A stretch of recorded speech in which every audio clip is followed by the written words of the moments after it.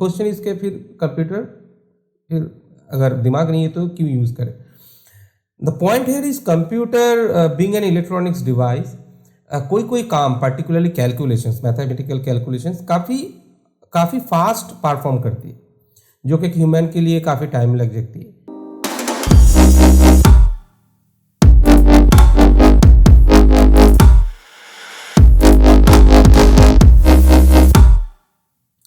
Hello guys, ये हमारी computer basics series की पहली वीडियो है।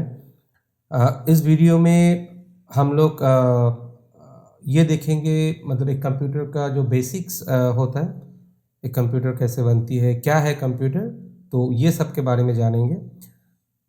तो आज की वीडियो में हम लोग जो सीखेंगे, in short these are the topics. तो हम लोग देखेंगे पहले में कि what is a computer, second में देखेंगे कि बाइनरी नंबर सिस्टम क्या है, थर्ड टॉपिक हमारा रहेगा बीट बाइट्स, ये सब चीज़ क्या है, और फिर फोर्थ टॉपिक हमारा रहेगा computer storage, and fifth topic हमारा रहेगा सॉफ्टवेयर, कंप्यूटर सॉफ्टवेयर, जो हमारी मतलब फाइनल टारगेट है सीखना कि सॉफ्टवेयर कैसे बनाती है। बेसिक वीडियो है।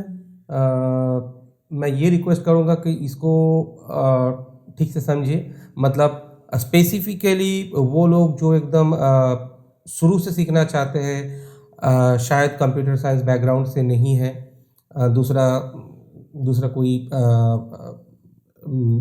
एकेडमिकल बैकग्राउंड से है, तो उन लोगों के लिए ये समझना काफ़ी ज़रूरी है, मतलब प्रोग्रामिंग आगे सीखने के लिए ये सब जगह पे काफ़ी ज़रूरी है। तो चलिए आगे देखते हैं इसको one by one.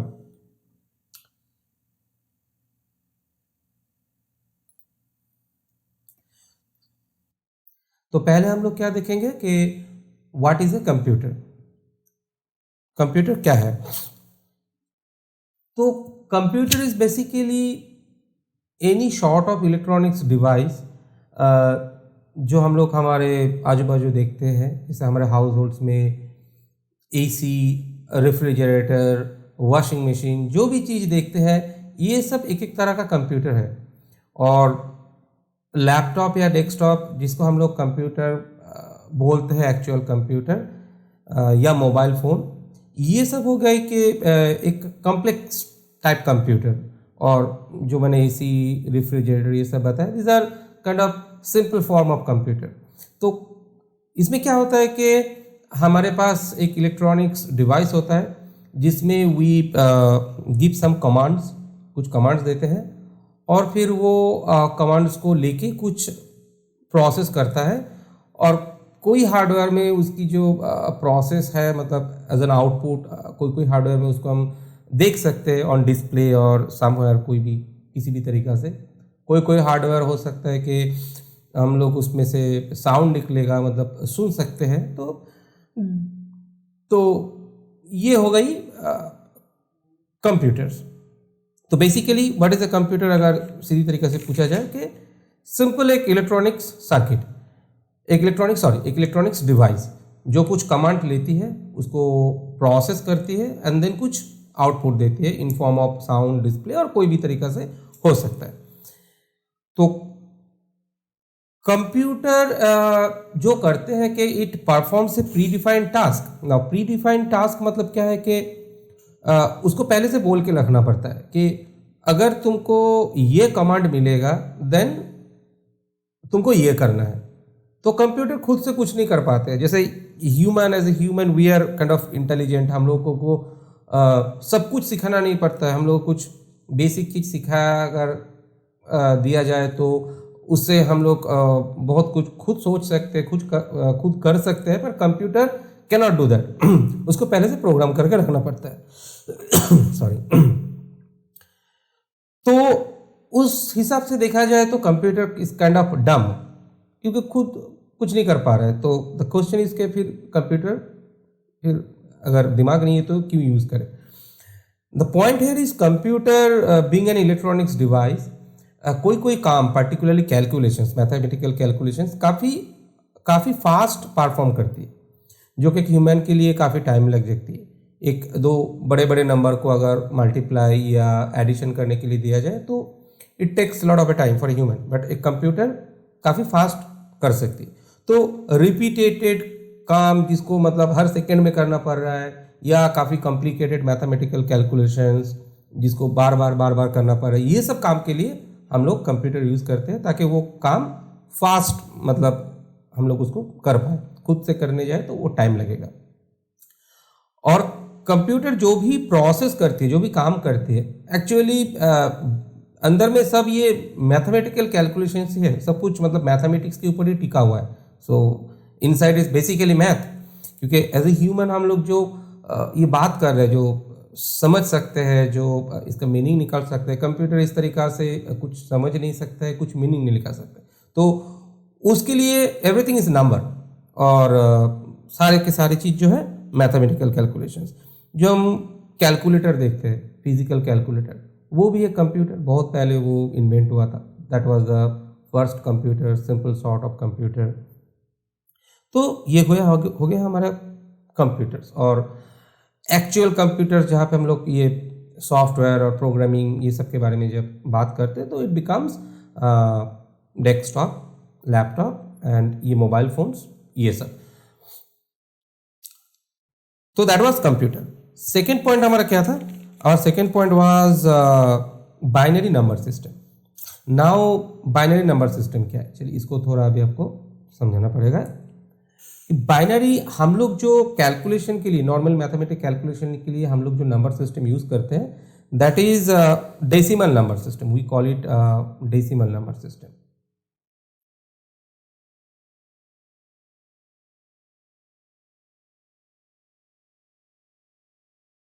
Decimal number system. एक मिनट, इसका कलर थोड़ा चेंज कर लेते हैं।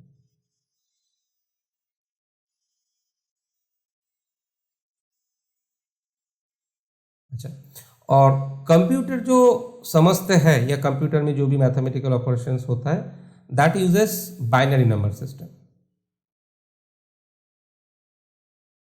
डेसिमल नंबर सिस्टम में क्या होता है, हमारे पास 0 से लेके 9 तक के डिजिट्स रहते हैं। कोई भी नंबर बनाना होगा, कोई भी मैथमेटिकल कैलकुलेशन होगा, तो हमारे पास ये डिजिट्स है, we use those digit. Binary number system में हमारे पास खाली 2 डिजिट है, 0 और एक 1। ये 0 और 1 यूज करके ही हम लोग कोई भी नंबर को रिप्रेजेंट कर सकते हैं। कैसे रिप्रेजेंट कर सकते हैं? जैसे अगर हम लोग यहाँ पे बोल देते हैं कि चलिए ऐसा 1 0 0, तो डेसिमल नंबर सिस्टम में दिख रहा है, तो ये तो जैसे 100 दिख रहा है। पर अगर हम ये सोचते हैं कि ये डेसिमल नंबर सिस्टम नहीं है, बाइनरी नंबर सिस्टम में लिखा गया है, तो इसका जो इक्विवेलेंट डेसिमल नंबर होगा वो होगा नंबर 6। अगर हम लोग लिखते हैं, सॉरी नंबर 6 नहीं, नंबर 4, नंबर 4। अगर हम लोग इसको लिखते हैं 1 0 1, तो इट बिकम्स नंबर 5। अगर हम लोग लिखते हैं 1 1 1, तो it becomes in decimal number 7। तो ये कन्वर्शन कैसे हो रहा है? There is a mathematical formula, there is a mathematical rule, तो अप्लाइंग व्हिच ये डेसिमल को बाइनरी में या बाइनरी को डेसिमल में कन्वर्ट किया जा सकता है। पर वो कैसे करेंगे वो हमारा टॉपिक नहीं है, और मतलब उतने डेप्थ में हम लोग नहीं सीखेंगे। अगर सीखना होगा किसी को, ऐसे यूट्यूब में बहुत सारे वीडियोस मिल जाएगी ये टॉपिक के ऊपर कि डेसिमल बाइनरी नंबर सिस्टम, आप लोग वो देख लो, तो कन्वर्शन की जो वो है वो मिल जाएगा, किस तरीके से कन्वर्ट होता है। पर अभी जो हमको याद रखना है कि कंप्यूटर यही नंबर सिस्टम को यूज करते हैं, बाइनरी नंबर सिस्टम। कहीं पे कंप्यूटर कुछ भी देखो, so everywhere you will be seeing this binary number system. तो हमको समझना पड़ेगा। और बाइनरी नंबर सिस्टम में क्या होता है कि जैसे डेसिमल नंबर सिस्टम में अगर हमको कोई भी नंबर लिखना है, 567 लिखना होगा, तो हम लोग कैसे लिखते हैं? 567, मतलब हम लोग लेफ्ट टू राइट लिखते हैं। पर बाइनरी नंबर सिस्टम के जो कैलकुलेशंस होती है वो उल्टा होती है। वो बेसिकली लिख तो कोई भी साइड समझ सकते हैं, पर उसका जो कैलकुलेशन होगा, मतलब उससे अगर डेसिमल निकालना होगा तो जो भी उसका कैलकुलेशन जो भी होगा, तो वो कैलकुलेशन हम लोग लेफ्ट साइड से करते हैं, यहाँ से करते हैं, राइट टू लेफ्ट, उल्टा। और ये जो पोजीशंस होता है ना, ये जो जैसे इस पे हमारा कितना है 0 1 0 1 1 0, ये जो इंडिविजुअल डिजिट्स है इसको हम लोग बोलते हैं एक एक बीट। 0 हो गया हमारा एक बीट, 1 हो गया हमारा एक बीट। तो यहाँ पे जैसे 0, ये हमारा 0th पोजीशन है, ये हमारा फर्स्ट पोजीशन है, ये हमारा सेकंड पोजीशन है, ये थर्ड पोजीशन है, ये फोर्थ पोजीशन है, ये फिफ्थ पोजीशन है। याद रखिएगा कि ये पोजीशन हमारा 0 से चालू होता है, 1 से नहीं। तो बाइनरी नंबर सिस्टम जिसमें खाली 0 1 होता है, और उसका जो कैलकुलेशन होगा, मतलब डेसिमल में कन्वर्ट करना होगा या उसके ऊपर जो भी कैलकुलेशन करना होता है, वो हम लोग बेसिकली राइट से उसको गिनते हैं। और राइट वाला पोजीशन हमारा 0 से होता है, फिर 0 1 2 3 4 5 ऐसे करके चलते रहता है। अच्छा, हाँ, तो ये गया हमारा बाइनरी नंबर्स, जिसमें 2 हमारा खाली डिजिट है, 0 और 1। सारे नंबर ये 2 डिजिट को यूज करके ही हम लोग रिप्रेजेंट कर सकते हैं, और कंप्यूटर इसी के ऊपर चलते हैं। कंप्यूटर का जो भी मैथमेटिकल अंदर जो भी कैलकुलेशंस होता है। ओके, हमारा नेक्स्ट टॉपिक क्या है, बीट एंड बाइट। तो अभी जैसे पहले बताया कि बाइनरी नंबर में जो एक डिजिट होता है 0 और 1, तो ये इसको एक बीट बोलते हैं। This is 1 bit. ये भी एक बीट हो गया, 1 बीट, ये भी 1 बीट हो गया। बीट क्या है कि कंप्यूटर, जैसे हम रियल लाइफ में कोई भी, जैसे कोई लिक्विड को मेज़र करना होगा, जैसे लीटर मिलीलीटर में हम लोग मेज़र करते हैं। ऐसे अगर डिस्टेंस मेज़र करना होगा तो सेंटीमीटर, मीटर या किलोमीटर की यूज़ करते हैं, जो मेज़रमेंट की यूनिट होती है। वैसे कंप्यूटर में जो स्टोरेज यूनिट होती है, उसकी स्मॉलेस्ट यूनिट होती है बीट। नाउ स्टोरेज यूनिट मतलब जो कि कंप्यूटर पे हम लोग कुछ भी अगर स्टोर करते हैं, चाहे कोई डॉक्यूमेंट, कोई जैसे इमेज, कोई वीडियो, कोई साउंड फाइल, मतलब ऑडियो फाइल, कोई प्रोग्राम, जैसे कोई प्रोग्राम हम लोग बनाएंगे, उसको तो स्टोर करना पड़ता है। तो ऑब्वियसली स्टोर करने के लिए स्टोरेज कंटेनर तो चाहिए, जगह तो चाहिए। सो उसकी जो कैपेसिटी होता है वो हम लोग बीट से मेजर करते हैं। Bit is the smallest unit. और फिर जैसे ग्राम के ऊपर हम ग्राम को 1000 से डिवाइड करें, तो जैसे हम लोग किलोग्राम में जाते हैं, या किलोग्राम को 1000 से मल्टीप्लाई करें तो ग्राम में आते हैं। वैसे बीट जैसे हम ये बताएं, जैसे कि ये एक नंबर है 1 0 0 0 4 5 6 7, तो इसमें कितना बीट है, इसमें 8 बीट है, राइट, 8 बीट। तो ये और भी बड़ा हो सकता है, मतलब ये तो कितनी भी बड़ा हो सकता है। तो 8 बीट्स को हम लोग बोलते हैं 1 बाइट, शॉर्ट में हम लोग बोलते हैं 1 बाइट। तो जैसे बहुत बड़ा एक नंबर होगा, जैसे ये अगर 16 बीट, मतलब ये 8 की जगह पे 16 बीट हो जाए, या 1000 बीट हो जाए, 2000 बीट हो जाए, 5000 बीट हो जाए, तो हम लोग बीट नहीं बोलेंगे, उसको छोटा करेंगे, तो उसको हम लोग बाइट में लाएंगे। तो वैसे 8 बीट से एक बाइट बनती है। तो हमारे पास अगर 24 बीट अगर रहा, तो ये बेसिकली इसको हम 8 से डिवाइड करेंगे, तो basically that will become 3 byte, है ना, 3 बाइट्स। वैसे बाइट्स और भी बीट बढ़ा हो रहा है, और भी बीट, तो बाइट्स भी बढ़ा होते जा रहे हैं।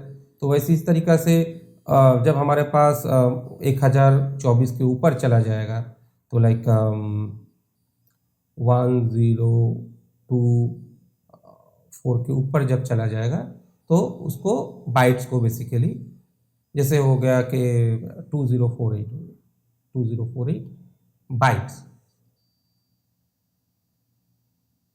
तो इसको हम अगर 1024 से डिवाइड करेंगे, दैट विल बिकम किलोबाइट,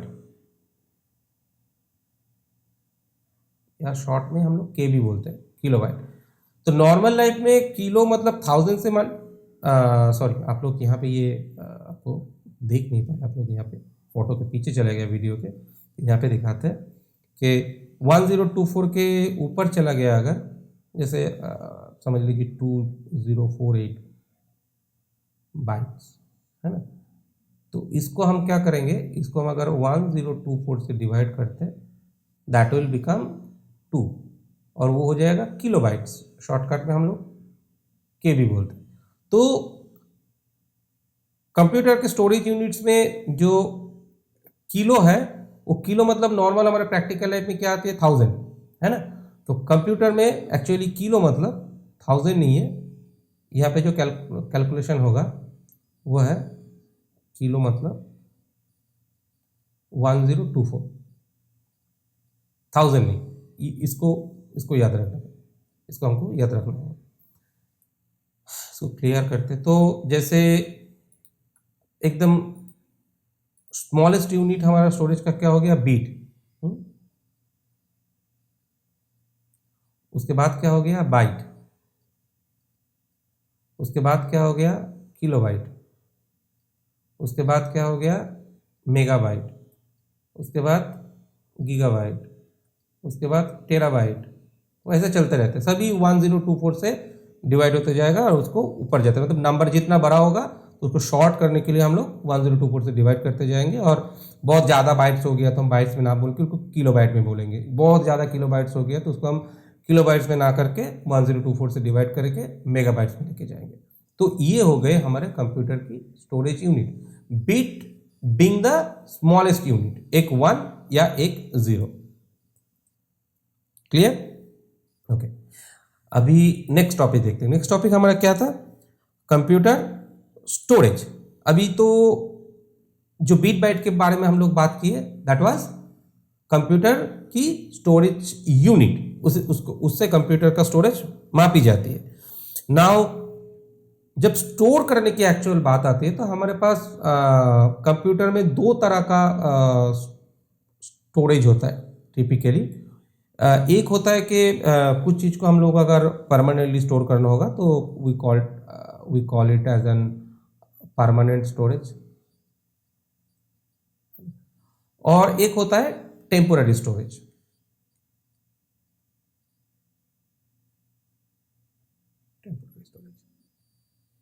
अच्छा, परमानेंट स्टोरेज मतलब उस टाइप का स्टोरेज डिवाइस होती है जिसमें क्या होता है कि कुछ भी चीज़ को हम लोग स्टोर कर दे वो परमानेंटली स्टोर हो जाता है। परमानेंटली मतलब उसको बाद में मिटा सकते हैं, पर हम लोग अगर हमारे कंप्यूटर को बंद कर देते हैं, अगेन कंप्यूटर मतलब जब भी कंप्यूटर बोल रहे हैं तो डोंट कीप इन माइंड कि ये वो पीसी या डेस्कटॉप है, जैसे शुरुआत में बताया, जेनेरिक वे में सोचिएगा कंप्यूटर।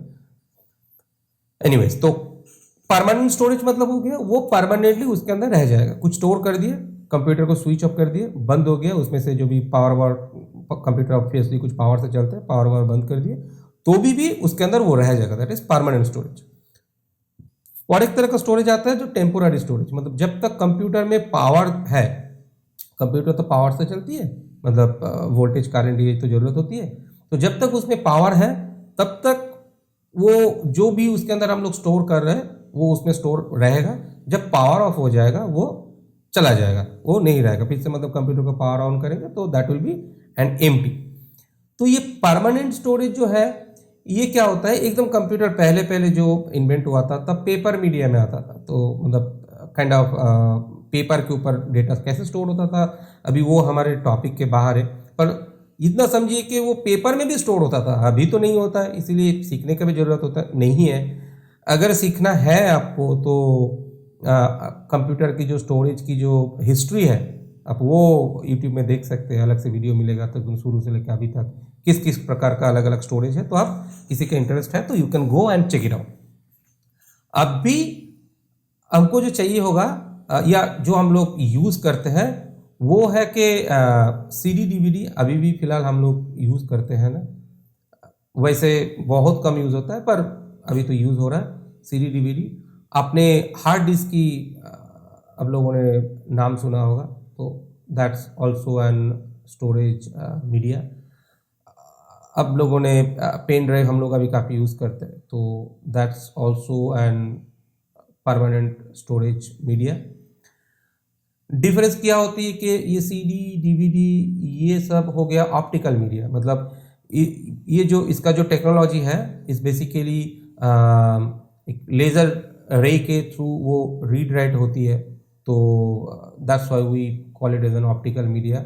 और इसकी कीमत भी कम रहती काफ़ी, क्योंकि ये कुछ इसमें इलेक्ट्रॉनिक्स कोई पार्ट्स ही नहीं रहती। It's completely based on an optical technology, laser जैसे। इसीलिए उसके ऊपर कभी स्क्रैच आ जाता है या कभी धूल लग जाता है तो सीडी डीवीडी जैसे हमारे ख़राब हो जाती है, उसमें जो डेटा है वो डेटा बिगड़ जाती है, तो फिर रीडेबल नहीं रहती। हार्ड डिस्क बेसिकली ये भी एक तरह का ऑप्टिकल मीडिया से चलता है। मतलब इसके अंदर क्या रहती है, वैसे सीडी जैसे एक डिस्क रहता है, एक हार्ड डिस्क के अंदर बहुत सारे डिस्क रहता है, तो उसकी कैपेसिटी बढ़ जाती है। तो एक सीडी का जैसे नॉर्मल हम लोग पहले हमारा सीडी आता था कि 700 MB का एक सीडी आता होगा, वैसा MB मतलब यहाँ पे मेगाबाइट, अभी हम लोग डिस्कस किए थे। वैसे हार्ड डिस्क अगर हम लोग देखेंगे, एक हार्ड डिस्क का भी जैसे आप लोगों को पता है कि 80 GB, अभी तो 80 GB का भी कुछ नहीं है, अभी तो 500 GB 1 TB ये सब हार्ड डिस्क आती है ना। तो स्टोरेज कैपेसिटी 500 GB, उसके अंदर बहुत सारा डिस्क रहता है, प्लेटर्स रहते हैं हार्ड डिस्क के अंदर। और एक तरह का हार्ड डिस्क अभी आ रहा है जिसको हम लोग SSD बोलते हैं, that and solid state drive. ये जो डिस्क है ये बेसिकली ऑप्टिकल मीडियम नहीं है, ये काइंड ऑफ आप बोल सकते हो सेमीकंडक्टर वाला मीडियम, मतलब कुछ इलेक्ट्रॉनिक सर्किट जैसे ट्रांजिस्टर वगैरह से बनते हैं, तो वैसे ही ये बनती है। तो that's not an optical media, ये इलेक्ट्रॉनिक मीडिया आप बोल सकते हो। तो इसका कॉस्ट भी थोड़ा ज़्यादा रहती है, पर डेटा जो रिटेंशन या इसका जो लॉन्जिविटी रहती है, इसका डेटा उतना जल्दी ख़राब नहीं होती है। और रीड राइट की जो स्पीड रहती है इसमें काफ़ी ज़्यादा, मतलब उसका रीड राइट स्पीड, मतलब कंप्यूटर उस पर अगर राइट करना होगा कंप्यूटर पे या रीड करना होगा वो काफ़ी फास्ट होती है, हार्ड डिस्क से भी फास्ट होती है। तो that is SSD। Pen drive आप बोल सकते हो it's a kind of SSD है, पर मतलब वो भी ऑप्टिकल मीडिया नहीं है। Pen drive is not an optical media, ये भी एक तरह का इलेक्ट्रॉनिक मीडिया है, मतलब सिलिकॉन चिप्स यूज़ करके बनाया जाता है, लेकिन इसकी कैपेसिटी कम रहती है। कम मतलब लार्ज कैपेसिटी की भी आती है, लेकिन SSD हम लोगों को 1 TB 500 GB का भी, हमारा 1 TB का भी SSD मिल जाता है, पर इतना पेन ड्राइव नहीं मिलेगा। पेन ड्राइव वही मैक्सिमम 64 GB या 32 GB वैसी मार्केट में नॉर्मली हम लोगों को मिलता है। अच्छा, तो ये सब क्या गया हमारा परमानेंट स्टोरेज, है ना। अभी हम लोग बात करेंगे टेम्पोररी स्टोरेज। टेम्पोररी स्टोरेज का जरूरत क्यों होता है ना, कंप्यूटर जब कोई चीज़ को प्रोसेस कर रहा होगा, तो जैसे मैंने शुरुआत में बताया कि काफ़ी कॉम्प्लेक्स मैथमेटिकल कैलकुलेशंस होता है, तो उसको काफ़ी स्पीड में मेमोरी में कुछ स्टोर करना रहता है, उसको रीड करना रहता है। जैसे हम लोग सिंपल सा बता रहा हूँ, सिंपल तो होता नहीं है, जैसे x = 1, फिर हम कंप्यूटर को बताया कि ये कैलकुलेट करो x + 2, फिर बताया कि z का वैल्यू कैलकुलेट करो y + 5, तो उसको क्या करना रहेगा, x = 1 इसको मेमोरी में स्टोर करना होगा, है ना। ये फिर से वीडियो के उधर चला गया, इसको क्लियर करता हूँ। तो अभी हम लोग देखेंगे टेम्पोररी स्टोरेज मीडिया।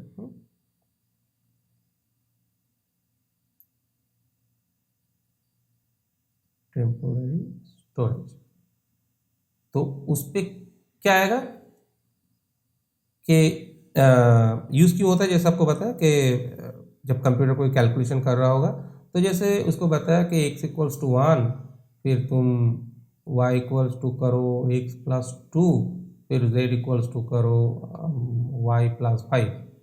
ये तो सिंपल सा कैलकुलेशन है, कंप्यूटर तो काफ़ी कॉम्प्लेक्स कैलकुलेशंस परफॉर्म करती है, पर समझाने के लिए तो उसको पहले x के वैल्यू को मेमोरी में कहीं पे स्टोर करना होगा, फिर उसको मेमोरी में ये स्टोर करना पड़ेगा कि y = हो गया 3, इसको स्टोर करना पड़ेगा, फिर z का वैल्यू हो जाएगा 8, फिर उसको स्टोर करना पड़ेगा। तो ये x y z ये सब का वैल्यू मेमोरी पे स्टोर करना पड़ेगा, और काफ़ी उसको फास्ट उसको रीड राइट करना भी रहेगा, कहीं पे रीड भी करने इसका वैल्यू क्या है उसके साथ 2+ ऐड करके उसको फिर से मेमोरी में राइट करना होता है। तो इसके लिए टेम्पोररी स्टोरेज की यूज़ होती है। जनरली टेम्पोररी स्टोरेज को हम लोग क्या बोलते हैं, रैम। Random access memory. ये आपको पता होगा, आप लोग मोबाइल में या कंप्यूटर पे आप लोग जैसे देखते हो कि हमारे पास कितनी रैम है, जितनी हमारे पास रैम है उतना कंप्यूटर फास्ट चलती है। इसकी रीज़न क्या है? उसके अंदर मेमोरी ज़्यादा है, तो कुछ बहुत बड़ा कैलकुलेशन उसको करना रहेगा, कुछ जिसके अंदर बहुत सारा मेमोरी की। ये तो छोटी सी मैथ आपको दिखा है, काफ़ी कॉम्प्लिकेटेड मैथ, उसको बहुत सारा नंबर स्टोर करके रखना पड़ेगा, तो उसको ज़्यादा जगह चाहिए, तो वो स्टोर करके वो काम उतना फास्ट कर सकती है। अगर हमारे पास ज़्यादा रैम नहीं है तो उसी मैथ को उसको स्प्लिट करके करके करना पड़ेगा, कुछ मेमोरी पे राइट करना पड़ेगा, फिर उसको मिटाना पड़ेगा, फिर नेक्स्ट स्टेप करना पड़ेगा, फिर जैसे उसको मिटाना पड़ेगा, फिर नेक्स्ट स्टेप करना पड़ेगा, तो नेचुरली वो टाइम लग जाएगा ज़्यादा।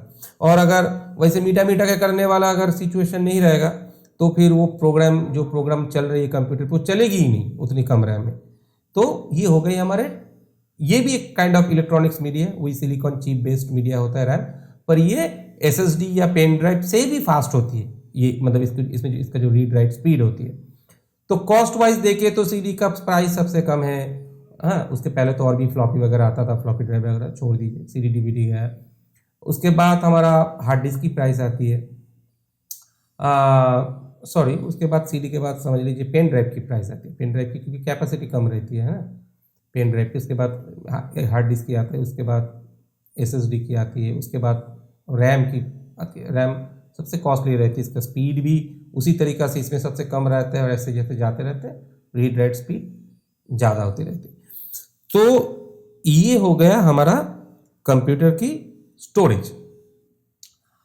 अभी हम लोग देखेंगे कि एक कंप्यूटर बनती कैसे है, मतलब एक कंप्यूटर, इसको क्लियर कर देते हैं। कंप्यूटर बनती कैसे है, मतलब एक कंप्यूटर बनाने के लिए मिनिमम हमको क्या क्या पार्ट्स चाहिए होता है। एक तो जैसे पहले अभी आपको बताया कि हमको एक स्टोरेज की ज़रूरत है ना, स्टोरेज तो ज़रूरत होगा ही, प्रोग्राम स्टोर करना है, कुछ भी कंप्यूटर पे स्टोर कर रखना है, तो वी नीड ए स्टोरेज।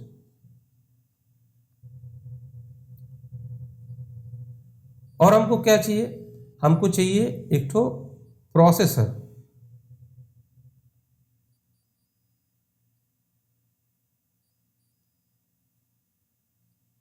ये दोनों हो गया हमारे कंप्यूटर की एक मिनिमम रिक्वायरमेंट एक कंप्यूटर बनाने के लिए। एडिशनल कंपोनेंट्स क्या क्या होती है, इनपुट डिवाइसेस होती है हमारे पास, बता रहा हूँ क्या है, और आउटपुट डिवाइस भी होती है हमारे पास।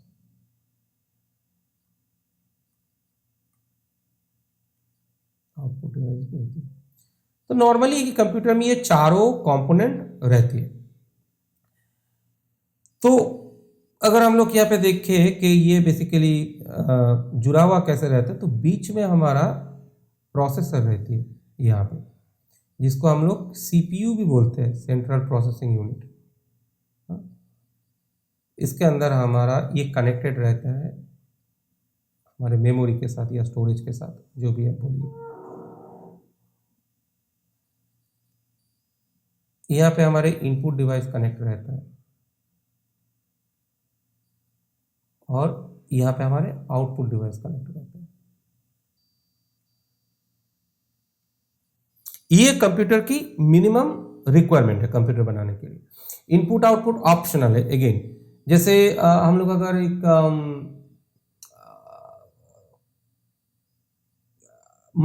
वॉशिंग मशीन के बारे में बात करें, उसमें वैसे तो होता है कोई कोई वॉशिंग मशीन में ऊपर में जैसे छोटा सा डिजिटल डिस्प्ले होता है, लेकिन कोई कोई वॉशिंग मशीन में कोई डिस्प्ले होता ही नहीं है, जैसे थोड़ा पुराना मॉडल हो तो उसमें इनपुट तो है, जैसे बटन्स वगैरह है, जिससे हम कुछ कमांड देते हैं कि स्पिन करना है, क्या करना है, पानी कितना लेना है, जो भी ऊपर में बटन्स है वो जैसे इनपुट हो गया है ना। और उसके अंदर प्रोसेसर तो है, तो वो अंदर मोटर घुमा रही है, कुछ कर रहा है, तो वो प्रोसेसर है। तो उसका कोई सो कॉल्ड आउटपुट हम लोग कुछ साउंड या विजुअल कुछ आउटपुट नहीं है, तो ऑप्शनल है। हम लोग अगर मोबाइल के बारे में बात करें तो उसकी इनपुट क्या हो गया, उसका स्क्रीन, टच स्क्रीन जो है वो हमारा इनपुट डिवाइस हो गया, डिस्प्ले जो है वो हमारा आउटपुट डिवाइस हो गया। हम लोग कंप्यूटर पे जब गाना सुनते थे, हेडफोन या स्पीकर, वो भी हमारे लिए आउटपुट डिवाइस है, क्योंकि उससे भी कुछ आउटपुट आ रहा है जो हम लोग सुन रहे हैं। तो कुछ देख रहे हैं, कुछ सुन रहे हैं, वो सारे आउटपुट्स हैं, प्रोसेस से लेकर आउटपुट हो गए। और सीपीयू क्या करता है, सीपीयू हमारे एक्चुअली जितने सारे मेन काम रहता है वो सीपीयू करता है। ये क्या है, ये भी एक तरह का इलेक्ट्रॉनिक पार्ट है। काफ़ी कॉम्प्लिकेटेड, एक जिसको हम लोग आईसी बोलते हैं ना, इंटीग्रेटेड सर्किट, तो एक kind of very complicated IC है। उस सारा कंप्यूटर के और भी जितनी सारी पार्ट्स रहती है, और भी बहुत सारे पार्ट्स हो सकते हैं, वो हमारे टॉपिक के बाहर है, पर जितनी भी पार्ट जैसे जुड़ा हम लोग जोड़ेंगे कंप्यूटर में, वो सारा ऐसे सीपीयू के साथ ही जुड़ा हुआ रहता है। सीपीयू सारे चीज को बेसिकली कंट्रोल करते रहता है। तो ये हो गया हमारा कंप्यूटर। अच्छा, सीपीयू जैसे हम लोग जैसे बात करते हैं कि जैसे Intel Pentium core i5 core i3, तो इंटेल एक कंपनी हो गया जो कि सीपीयू बनाती है। फिर हम लोग मोबाइल में बात करते हैं तो जैसे कभी कभी हम लोग बात करते हैं कि स्नैपड्रैगन, ये क्या है, वो भी एक प्रोसेसर है, प्रोसेसर के नाम। फिर मीडियाटेक एक कंपनी है, वो भी अपना प्रोसेसर बनाती है। कंप्यूटर में AMD है, AMD भी अपना प्रोसेसर बनाता है बेसिकली। तो ये सब कंपनी अपना जो प्रोसेसर है वो प्रोसेसर बनाती है। तो ये हो गया हमारा एक कंप्यूटर का मिनिमल रिक्वायरमेंट, या एक कंप्यूटर बनाने के लिए इतनी कंपोनेंट्स को हमको चाहिए होगा, है ना। अभी हम लोग बात करेंगे सॉफ्टवेयर के बारे में। तो कंप्यूटर में अभी तक जो इनपुट आउटपुट ये सब हम लोगों ने बात की, इसको हम लोग बोलते हैं हार्डवेयर। कि हार्डवेयर क्यों बोलते हैं, इसका फिजिकल एग्जिस्टेंस है। तो ये हो गया हमारा हार्डवेयर, हमारा डिस्प्ले, हमारा कीबोर्ड, हमारा माउस, हमारा प्रिंटर, हमारा जो भी है, ये सब हमारे हार्डवेयर हो गए। ये हार्डवेयर अकेला चल नहीं सकती, इसको अगर हम सिर्फ पावर ऑन करके छोड़ दें तो ये मतलब कुछ नहीं करेगा। मतलब हार्डवेयर को इंस्ट्रक्शंस देना पड़ता है कि भाई ये करो, कुछ करो, तो जाके वो कुछ करेगा। अदरवाइज सिंपली बस पावर ऑन कर दो, उसमें पावर जाएगा, बस खत्म। तो हार्डवेयर को चलाने के लिए, हार्डवेयर को ऑपरेट करने के लिए वी नीड सॉफ्टवेयर। तो एक्चुअली सॉफ्टवेयर हमारे पास 3 तरह का सॉफ्टवेयर होता है। वैसे हमारे जो डिस्कशन की टॉपिक है वो तो दोनों पे ही रहेगा, पर ये जो थर्ड वाला है ये भी इंपॉर्टेंट है। तो एक होता है फार्मवेयर,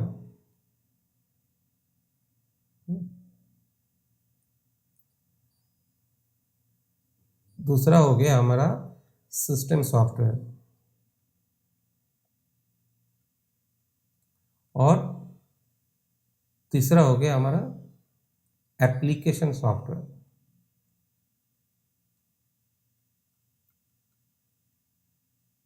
अच्छा, सबसे पहले फार्मवेयर हम लोग ज़्यादा डिटेल में नहीं पढ़ेंगे, बस थोड़ा पता रहने से इजी होगा। फार्मवेयर एक स्पेशल काइंड की सॉफ्टवेयर है जो नॉर्मली हम लोग प्रोग्राम नहीं करते, मतलब हम लोग पकड़ते ही नहीं, कभी उसको टच ही नहीं करते। लेकिन इसका काम क्या ये है, या कौन बनाता है, ये कहाँ पे ये होता है, ये अभी जैसे मैंने आपको सीपीयू बनाया था ना, बताया था पिछले स्टेप में, ये सीपीयू के अंदर स्टोर रहती है, या प्रोसेसर के अंदर, जो भी है प्रोसेसर या सीपीयू जो भी बोले, इसके अंदर ये रहती है। तो ये फार्मवेयर को बेसिकली बनाती है कौन, जो कंपनी ये प्रोसेसर बना रहा है, चाहे इंटेल हुआ, चाहे AMD हुआ, जो भी कंपनी इसको बना रहा है, वो कंपनी ये सॉफ्टवेयर बनाती है फार्मवेयर, और वो प्रोसेसर के अंदर डालती है। वो फार्मवेयर का काम क्या रहता है कि प्रोसेसर में हम लोग कुछ इंस्ट्रक्शंस भेजेंगे, तो उसको इंटरनली कैसे उसको मतलब प्रोसेस करना रहता है, वो उस फार्मवेयर के अंदर लिखा हुआ रहता है। तो वो एकदम मशीन लेवल, एकदम लो लेवल मतलब एक प्रोग्रामिंग है, काफ़ी कॉम्प्लिकेटेड एकदम।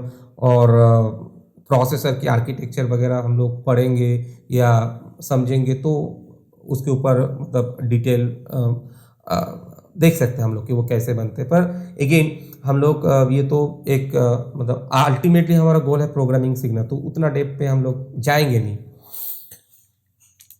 तो गया पहला वाला जो सॉफ्टवेयर टाइप गया वो गया फार्मवेयर। सेकेंड वाला क्या आ गया, सिस्टम सॉफ्टवेयर। सिस्टम सॉफ्टवेयर से हम लोग सिस्टम सॉफ्टवेयर भी वैसे हम लोग तो प्रोग्राम कर सकते हैं, पर इसके लिए भी आपको एक धांसू प्रोग्रामर बनना पड़ेगा, मतलब बहुत कुछ सीखना पड़ेगा प्रोग्रामिंग में जाके, तब जाके आप सिस्टम सॉफ्टवेयर को बना पाओगे। मतलब इट्स क्वाइट कॉम्प्लिकेटेड और quite hard to build a system software. System software की काम क्या रहती है, एक कंप्यूटर के अंदर जितनी सारी हार्डवेयर्स है ना, उसको मतलब उसको कनेक्ट करने के लिए या उसको ऑपरेट करने के लिए, उसको चलाने के लिए हम लोगों को सिस्टम सॉफ्टवेयर की जरूरत होती है। मतलब सिस्टम सॉफ्टवेयर एक कंप्यूटर को एक ऐसे स्टेट में लाती है जहां पे मतलब वो चालू रहती है, मतलब उसका ये सिस्टम सॉफ्टवेयर के अंदर कोड लिखा रहता है जो प्रोसेसर को कुछ कमांड भेजती है कि भाई तुम मेरे को रैम को चेक करके बताओ कितना मेरे पास रैम है, हार्ड डिस्क देखो ठीक है कि नहीं है, मेरे को डिस्प्ले में मेरा ऐसा कमांड भेजो ताकि डिस्प्ले हमारा जो डिस्प्ले में ये दिखाओ। मतलब सारा जो हार्डवेयर कंप्यूटर के अंदर रहता है, ये सारे चीज को हमारा जो सिस्टम सॉफ्टवेयर है ये कमांड भेजती रहती है। साउंड अगर जैसे हमारे माइक्रोफोन से साउंड जैसे या स्पीकर से साउंड जब प्ले करना होगा तो किस तरीक़ा से वो हार्डवेयर को बोलेंगे कि भाई तुम ऐसे ऐसे डेटा भेजो हमारे जो साउंड की जो पोर्ट रहती है, तो फिर हम साउंड सुनाई देगा। तो हार्डवेयर लेके जितनी सारी मतलब जो हार्डवेयर को ऑपरेट करने के लिए जो मतलब सिस्टम सॉफ्टवेयर हमारी हार्डवेयर को ऑपरेट करती रहेगी बेसिकली। मतलब जितनी सारी हार्डवेयर होगी मतलब पूरा कंप्यूटर को सिस्टम सॉफ्टवेयर ऑपरेट करते रहती है। सिस्टम सॉफ्टवेयर बिना हमारा कंप्यूटर ऑन ही नहीं होगा, चालू ही नहीं होगा, क्योंकि उसके अंदर सारा इंस्ट्रक्शन रहता है एक के बाद एक क्या क्या करने से कंप्यूटर चालू होगा। पहले स्विच ऑन किया, फिर ये चेक करना है, फिर ये चेक करना है ये ठीक है कि वो नहीं ठीक है, फिर डिस्प्ले को मेरे इनिशियलाइज करना है, डिस्प्ले में कुछ दिखाओ, फिर कीबोर्ड माउस से कुछ मेरा कमांड वगैरह आया तो उसको पता करना कि क्या आ रहा है, फिर उसको लेके करना क्या है। तो ये सारा चीज सिस्टम सॉफ्टवेयर करती है। सिस्टम सॉफ्टवेयर को हम लोग ओएस या ऑपरेटिंग सिस्टम भी बोलते हैं, ये आपको जैसे पता ही होगा। तो जैसे ऑपरेटिंग सिस्टम क्या है कि अभी जैसे मैं बता रहा था कि ये basically operate the full hardware, ये ऑपरेट द फुल कंप्यूटर, तो इसीलिए इसको ऑपरेटिंग सिस्टम बोलते हैं। ये बिना कंप्यूटर हमारा ऑन ही नहीं होगा। तो ऑपरेटिंग सिस्टम क्या हो गया, जैसे हमको पता है हमारे पास विंडोज़ है ना, जो माइक्रोसॉफ्ट ने बनाया। हमारे पास लिनक्स है जो कि ओपन सोर्स है। लिनक्स में भी काफ़ी सारे वेरिएंट्स आते हैं, Red Hat, CentOS, Fedora, Ubuntu, ये सबको पता है। फिर हमारे पास मैक ओएस है जो मैक पे चलती है। फिर हमारे पास iOS है जो आईफोन में चलती है। फिर हमारे पास एंड्रॉयड ओएस है। फिर हमारे पास क्रोम ओएस है। बहुत सारे हमारे पास ऑपरेटिंग सिस्टम है। जनरली हम लोग कौन से यूज़ करते हैं, विंडोज़ तो हम लोग यूज़ करते हैं, लिनक्स भी हम यूज़ करते हैं, मैक ओएस भी हम मैकबुक में यूज़ करते हैं, फ़ोन में हम लोग आईफोन में यूज़ करते हैं या आईपैड में, और एंड्रॉयड पर ही फ़ोन में एंड्रॉयड यूज़ करते हैं। और भी बहुत सारे ऑपरेटिंग सिस्टम्स है पर यही मैक्सिमम यूज़ होती है। तो ये बिना हमारा जो फ़ोन या लैपटॉप या पीसी ये बूट नहीं होगा, मतलब ये ऑन ही नहीं होगा, चलेगा ही नहीं। तो ये तो चाहिए। तो हार्डवेयर सॉफ्टवेयर जैसा अकेला नहीं चल सकती है, कहाँ पे चलेगा, हार्डवेयर चाहिए ना, हार्डवेयर को चलाना है। वैसे हार्डवेयर भी अकेला नहीं चलता है, उसको भी सॉफ्टवेयर चाहिए। तो दोनों मिला के बेसिकली ये चालू होता है, मतलब कंप्यूटर चालू होती है। फिर एप्लीकेशन सॉफ्टवेयर क्या है कि जैसे एप्लीकेशन लिखा हुआ है यहाँ पे, ये पर्टिकुलर कोई एप्लीकेशन, जैसे मुझे गाना सुनना होगा तो I need a media player जो कि कोई MP3 फाइल को या वेब फाइल को प्ले कर सकती है। मुझे वीडियो देखनी है तो वो फाइल को चला पाए, स्क्रीन में दिखा पाए, तो मुझे वो सॉफ्टवेयर चाहिए। मुझे कुछ वर्ड प्रोसेसिंग वगैरह टाइप वगैरह करना है, जैसे माइक्रोसॉफ्ट वर्ड यूज़ करते हैं। हिसाब किताब करना होगा तो हम लोग एक्सेल यूज़ करते हैं, PDF व्यूअर। कोई गेम खेलना होगा, कोई game, these are all application software. कोई एक सॉफ्टवेयर एक पार्टिकुलर काम करती है, एक पार्टिकुलर एप्लीकेशन है उसका, इसीलिए उसको एप्लीकेशन सॉफ्टवेयर बोलते हैं। और ये एप्लीकेशन सॉफ्टवेयर को ही हम लोग ज़्यादा से ज़्यादा इसको ही हम लोग मतलब प्रोग्राम करते हैं। वो ऑपरेटिंग सिस्टम को भी प्रोग्राम करना पड़ता है, तो उसके लिए भी मतलब प्रोग्रामिंग टीम या जो लोग हैं वो भी करते हैं। पर हम लोगों का जो टारगेट रहेगा वो ऑपरेटिंग सिस्टम बनाना नहीं, वो एप्लीकेशन सॉफ्टवेयर, सिस्टम सॉफ्टवेयर बनाना नहीं, वो एप्लीकेशन सॉफ्टवेयर बनाना, यही हम लोग बनाना सीखेंगे। तरीका तो सेम ही है, मतलब एप्लीकेशन सॉफ्टवेयर भी जिस तरीके से बनता है, सिस्टम सॉफ्टवेयर भी उसी तरीके से बनता है। वही प्रोग्रामिंग की कॉन्सेप्ट, वही सब वहाँ पे जरूरत होता है। पर सिस्टम सॉफ्टवेयर बनाने के लिए आपको हार्डवेयर या प्रोसेसर के बारे में भी आपको काफ़ी जानकारी चाहिए, क्योंकि आपको सारे हार्डवेयर को ऑपरेट करना रहेगा, तो you need to know about that. पर एप्लीकेशन सॉफ्टवेयर बनाने के लिए हमको हार्डवेयर से डायरेक्टली हमको हार्डवेयर को ऑपरेट नहीं करना है, क्योंकि system software is doing that. तो सिस्टम सॉफ्टवेयर इंस्टॉल्ड है, हमारा कंप्यूटर ऑन है, हम उसमें एप्लीकेशन सॉफ्टवेयर डाल दिए, बस अभी एप्लीकेशन सॉफ्टवेयर हमारा चलेगा। So this was application software. तो ये रहा हमारा आज की टॉपिक। और आज हम लोग क्या क्या कवर किए? आज हम लोग कवर किए कि एक कंप्यूटर क्या है, एक जेनरिक फॉर्मेट में कंप्यूटर क्या होती है। फिर हम लोगों ने क्या किए कि बाइनरी नंबर सिस्टम क्या है, जो कंप्यूटर में जो मैथमेटिकल ऑपरेशंस होता है that uses binary number system, not the decimal number system. फिर कंप्यूटर की स्टोरेज यूनिट, बीट बाइट के बीच में रिलेशन, बीट बाइट क्या होती है, megabyte, kilobyte, megabyte, gigabyte, terabyte, उसका जो यूनिट्स है वो हम लोग देखें। कंप्यूटर की स्टोरेज के बारे में हम लोग देखें, रैम, हार्ड डिस्क, सीडी कौन सा क्या है, किस तरीके से काम करते हैं, वो हम लोगों ने देखे। एक कंप्यूटर में मिनिमल क्या क्या पार्ट्स की ज़रूरत होते हैं वो हम लोग देखें, और सॉफ्टवेयर क्या होते हैं ये हम लोगों ने देखे। तो ये सारे चीज़ को थोड़ा ठीक से समझ लीजिए, वीडियो को रिवाइंड करके देखिए। कुछ क्वेश्चंस है या 30 मिनट के वीडियो के अंदर एक कंप्यूटर से लेके सॉफ्टवेयर तक बोलना मतलब इम्पॉसिबल है। पर ये तो एक थियोरेटिकल कोर्स नहीं है कि बस मैं बोलते ही जाऊँ। हम लोग ट्राई करेंगे कि अप टू द पॉइंट बोलना, जितना हमको चाहिए बस वही फिलहाल, क्योंकि थियोरेटिकल वे में सीखने जाएंगे तो मतलब सारी चीज़ फिर से हौच-पौच हो जाएगा। जितना ज़रूरत होगा प्रोग्रामिंग, हमारा अल्टीमेट मतलब जो मोटो है वो प्रोग्रामिंग करना सीखना, तो उसके लिए जितना चाहिए हम लोग उतना ही देखेंगे। तो इसको देखिए, और पर्टिकुलर कोई टॉपिक अगर कुछ समझ में नहीं है या आप लोग चाहते हो कि उसके ऊपर अलग से मैं एक वीडियो बनाऊं, तो आप कमेंट डालिए, तो I will try my level best कि उसके ऊपर वीडियो मैं डालूं। वैसे मेरा जो ये सीरीज़ का वीडियोस होगा उसका जो टॉपिक्स है मेरा, तो ऑलरेडी मैंने सोच के रखा कि ये टॉपिक के ऊपर बनाऊं, और मेरा एक्सपेक्टेशन क्या है कि एवरी डे या एवरी ऑल्टरनेट डे में जो टॉपिक्स है उसके ऊपर मैं वीडियो बनाते जाऊँ, ताकि आप स्पीड में सीख भी पाऊँ। लेकिन बीच में अगर ऐसा कोई टॉपिक के ऊपर इलाबोरेशन, उसको इलाबोरेट करना है, तो लेट मी नो इन कमेंट्स, और मैं कोशिश करूँगा उसको। चलिए फिर अगले वीडियो के लिए वेट कीजिए, और तब तक इस वीडियो को ठीक से देखिए, ठीक से समझिए। कुछ क्वेरीज है तो कमेंट पे डालिए। चलिए, bye for now and see you on the next video.